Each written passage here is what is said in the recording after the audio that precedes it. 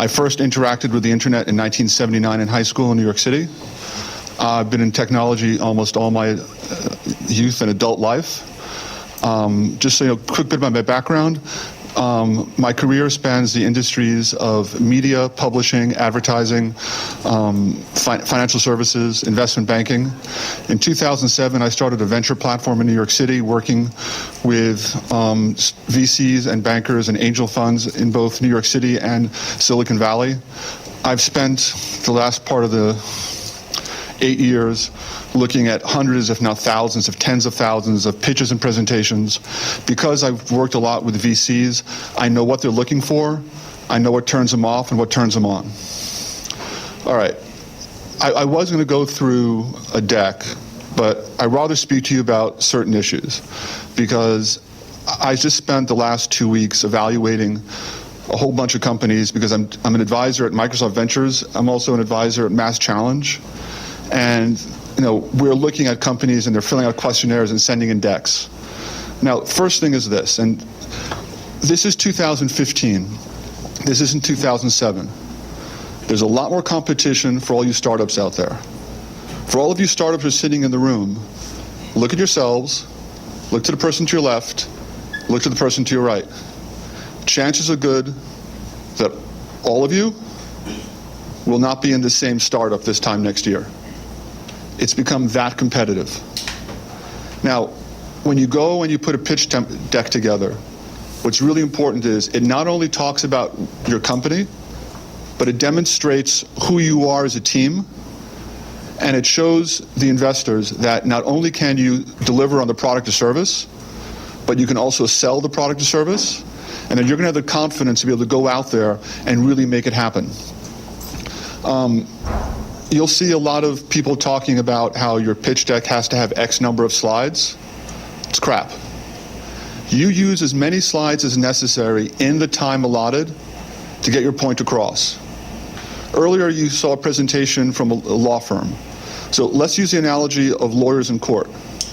When they're defending their client or prosecuting someone, they're building a case, and they have to make a prima facie case because they want to either prosecute the defendant or get them off.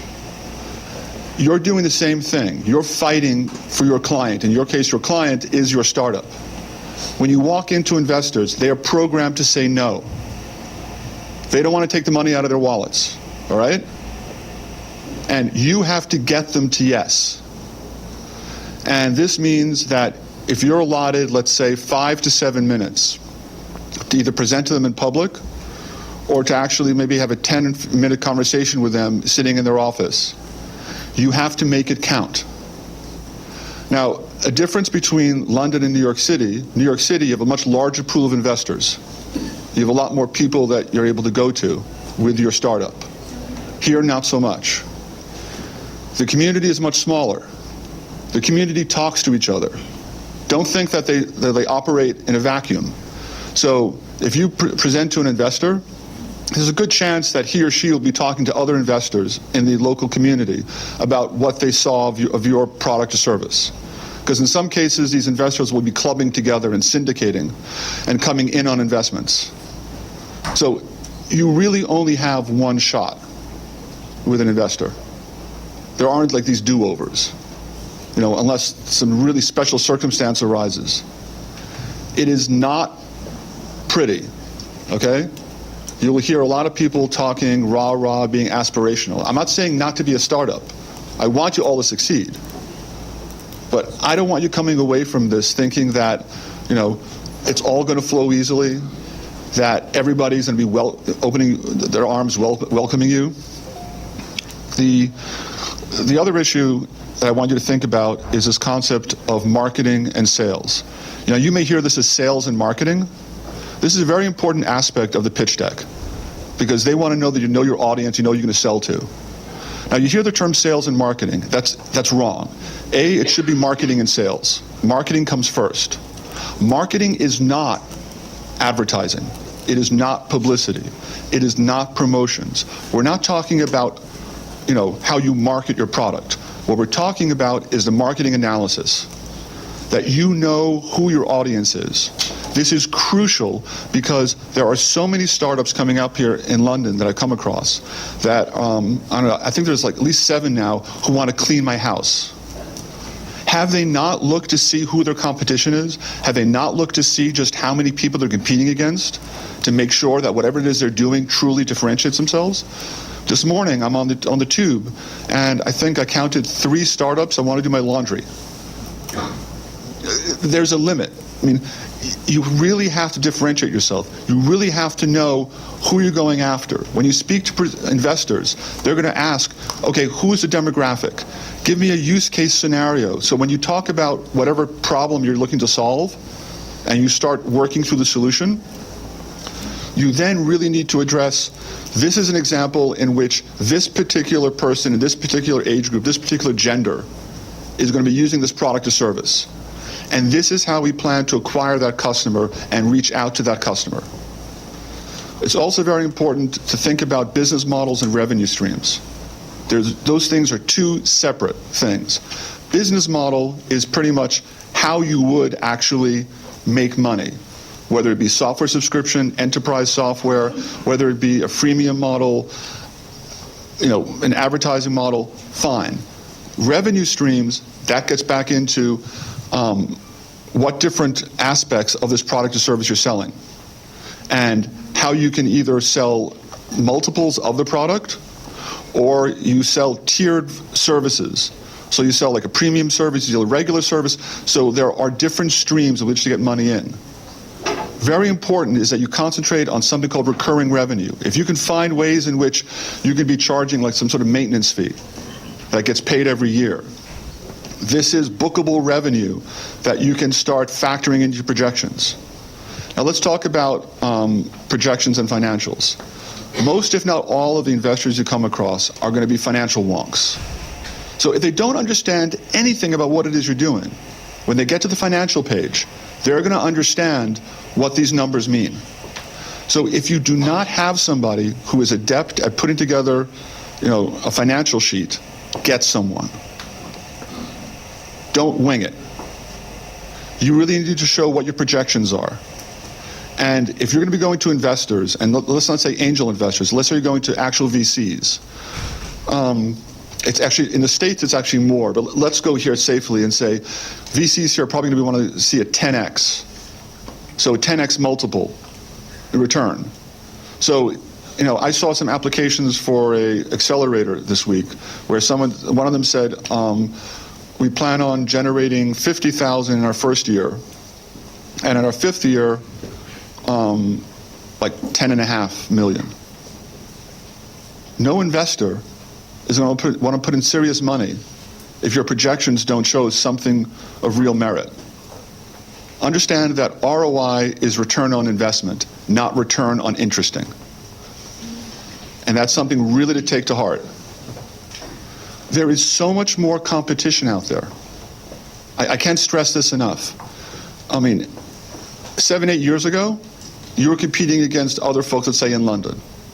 Now you have all these other entrepreneurs coming in from the EU, coming in from Asia, coming in from Africa. Okay, London's become this huge gateway. It sounds really great, but for the startup, if you're here, you have all these other people knocking on the same doors that you're knocking on, because the pool of money, investment money, is finite. It doesn't magically expand according to Moore's law because there are more of you startups. An example of something to fully understand is when you're pitching to investors, really do your due diligence on them. They're going to be doing their due diligence on you. They're going to do some research on whatever it is you have. But you need to know who they are, what their backgrounds are. So if you are a startup who is doing something in the engineering space, where it's deep technology, find a VC firm that actually has people who were actually software engineers as part of their principles, as part of their teams. Look very closely at what they were working on to see if there's any commonality. You don't want to blanket and go out to every single investor that's out there, because yes, you think you're helping your odds in getting money. The reality is that you're going to be spinning your wheels a lot, And you should really focus on those investors who make the most sense. A lot of the information you need about these investors is on their websites. They're not hiding any of this. They pretty much want this information out there so that you will contact the right one. Now, some advice when dealing with VCs is VCs have people called associates. These are not the principals in the firm. The associates are the young bucks. They're the ones who are charged, like the Sherpas, with going out there and finding things for the principals to invest in. Don't bypass the associates. Get to know them, get to be really friendly with them, because they'll be the ones who champion you as a startup in the VC firm. It's good to know who the mucky mucks are, but in this case, you sort of want it to trickle up rather than trickle down. Now, because I've foregone my presentation, what I will tell you is this. If you go to my website, which is really simple, it's techworks, tekworks.david.com. Let me see if I just say this like this. You can get this on the website. Well, when you go to the website, there's a link at the bottom that you just click on, and everything I just paged through, you can download. And the link is at the very bottom. It says PowerPoint link. It's all free. And what I suggest you do is read through what's in the slides. I've literally gone slide by slide saying this is what should be on each of the slides. And it tells a story. Don't leave anything to the imagination of the investors. It's very important that you make the pain you're looking to solve extremely painful. All right? You also want to make sure that there are barriers to entry, that not everybody else in the world can come in and do what it is you're doing, because they will ask you these questions. They will ask you serious questions about who the competition is. Now, this is something which I found over here in the London startup ecosystem isn't done enough. The competition matrix is your friend. If you say that you're the only one doing X, that's an immediate red flag. You can't be the only ones out there doing whatever this is, because that's almost impossible. And you want there to be others out there because you want to say that we are better than they are. In this day and age, it isn't something brand new that sells. It's something which is better and something which is more convenient, especially for the end user. And also in the B2B software phase, if you can make workflow run that much smoother for companies, they'll lap it up. But that competitive matrix slide is super important, because this is the one where you get to put down what your top features are and show those green check marks, and then show the other companies who are your competitors and show the red X's that show that they can't do what you can do. That one slide says so much to the investors, and you don't have to speak a lot to it. They just see that and they say, okay, these people know who their competitors are, and they know what the difference makers are for their product or service. That slide is really telling. The other slide I go back to is the financial slide. This is a one-page slide. It's done as a simple spreadsheet. Again, if you don't have a financial wonk on your team, get one. If you go to university and you can get maybe a university student, a business student, get one who's a finance student, and bring them on. It can't hurt, and they can run through a model for you, nice and easy. Something else to look at is also your team. Now, in some cases, I will tell a lot of startups that the team slide can either go at the beginning or the end. I will tell you, if you're doing something which really begs the question, is something which is groundbreaking and it requires some really great expertise, make sure that team slide is up in the beginning. You don't want the investors having to question, can they really pull this off? Do they have the people who can do this? So make sure that comes through. That is super important because a lot of investors, especially the ones I speak to in the States, will tell you that the team is one of the most important things. Okay, so I've covered that. Let's get to probably the most important aspect of the deck. And this is one where so many people screw it up. You are here to ask for money. I cannot tell you the number of slides I've gotten here, I've looked at, where there wasn't an ask. As soon as the financials are over, and you start talking about the financial history of your company, you talk about how you've bootstrapped it yourself or how you've gotten seed funding, and you talk about what your burn rate is. At this point, you go in for the ask. So let's say you're asking for £1 million from a VC. That money, you need to show how that money is to be used. Now, you don't need to be granular about it. Some of it's going to be spent on personnel. Some's going to be spent on marketing and sales. Some's going to be spent on operations. Some of it you want to put down for, in essence, feature enhancement. The investors are going to hope that when you come to them, that there won't be a need for a lot of R&D, research and development, because a lot of this will have been done already. But you can, under the auspices of feature enhancement, make more improvements to what's been developed so far. Okay? They don't want something which is in its rawest state when you get to that point of investment. Now, I will also tell you that besides the pitch deck, what's truly important is that you have 3 documents. If you don't have a one-pager executive summary, I would tell you this is something that you all need to generate and create. I will get through the group a link to this fellow named Andres from Silicon Valley. He put together a Word template where it will end up generating a really great-looking one-pager. That's pretty much, it's formatted in 2 columns, so it has all the information that you would need. It would not replace the pitch deck. But when you want to start approaching investors, you want that solid one-pager, which gives them an overview. And that's what I would tell you that you'd want to send out to them. If they're interested, then they'll come back to you, and then you can pitch them with your pitch deck. The other document I would tell you to start putting together is what I call an operations deck.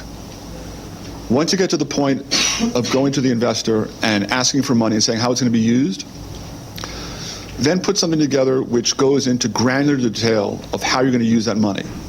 And if you say that this money is going to last for a period of, say, 18 months, then show how it's going to be spent in the quarter over quarter. I'm not saying to go through every transaction or do pound by pound or dollar by dollar, but you want them to see that you've actually been thinking this through and that you know what's entailed, you know what's involved. Something else which can really be helpful and doesn't cost you anything is you should put together a board of advisors. People who know your industry, know what it is you're working on. You can usually get people to become on his board of advisors for nothing. Great thing to do is to go on LinkedIn and find people who have retired from various companies who are similar or have experience in what it is you're working on. And if you do the background research and it looks like it's a fit, get those people together. Important because investors want to see also that you're reaching out for knowledge and that you have people that you can depend on, that you can speak to and ask questions of.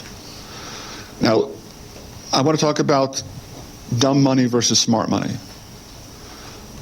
There's money out there, and there's money from groups, from angel groups, even from individual investors who may readily have money to give you, but it's not money that comes with a network of people.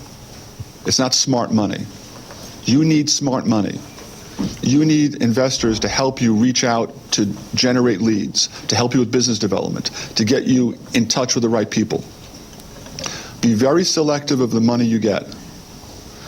I tell a lot of startups that investors want to see that you have skin in the game, that you've spent your own money, that you've rolled up your sleeves, and that you really have something to show for it. And this is problematic because a lot of people I'm finding here are risk averse, and they're reaching out for these small grants, of £5,000, £10,000, £20,000.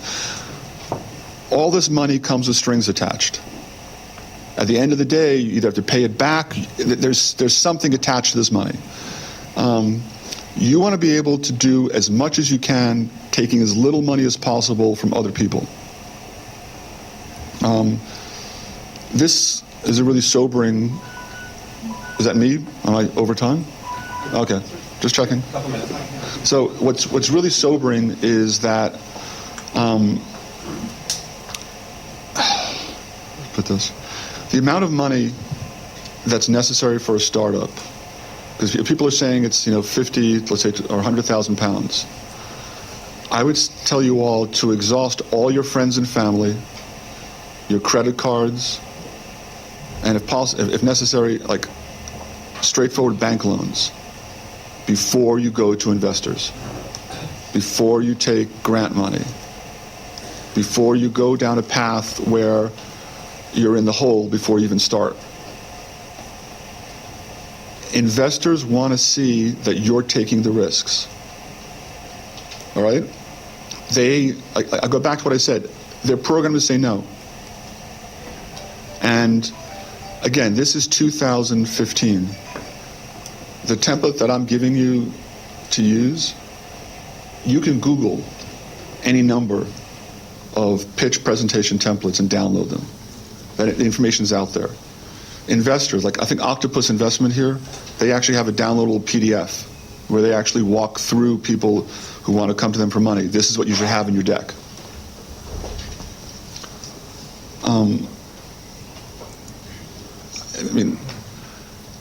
I rather see startups not networking, not being out, at functions and events, putting your heads down and working on your product. So much of the information that I've given you tonight, you can get off the internet. Nothing that I've said tonight has not been said before. Okay? I'm not going to win a Nobel Prize for anything I've said this evening. I want you all to succeed. I want you all to know that it is rougher than ever to succeed as a startup. Okay? A lot of the numbers and things you read in the news and paper about all this money being invested, take a closer look at what's being invested in and how many of these startups actually make it to the second, third, and fourth levels to actually, come out and be a success and a winner. There are lifestyle companies in which you can make a decent living, you can earn money for your family, and everyone in the company can make a decent wage.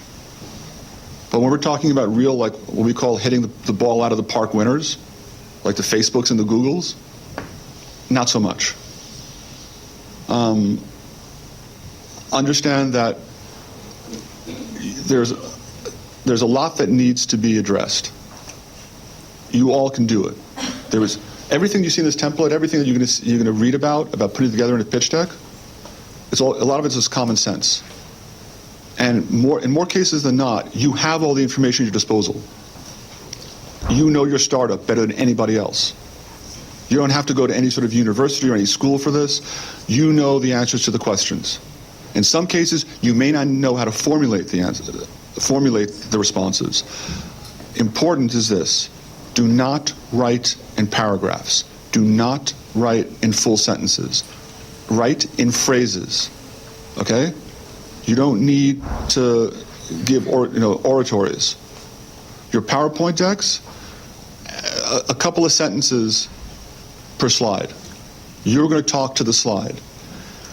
If you're going to have a deck which you're going to be considered like a leave behind, this could be a separate deck which you could then give to the investors and say, here's a deck that you can share with your partners, which you will have more text on, so that if they can't be there to explain the whole deck to them, that somebody who hasn't seen your presentation can actually read through it and get the gist.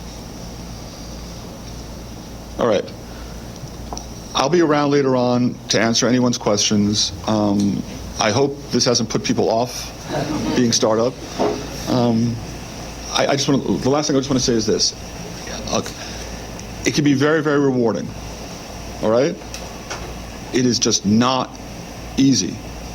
It gets tougher with every year, not because it gets tougher, but because you have more competition. And that sounds really flip, but like I said, the amount of money out there is finite. Okay? They have to make decisions on what they invest and who they invest in.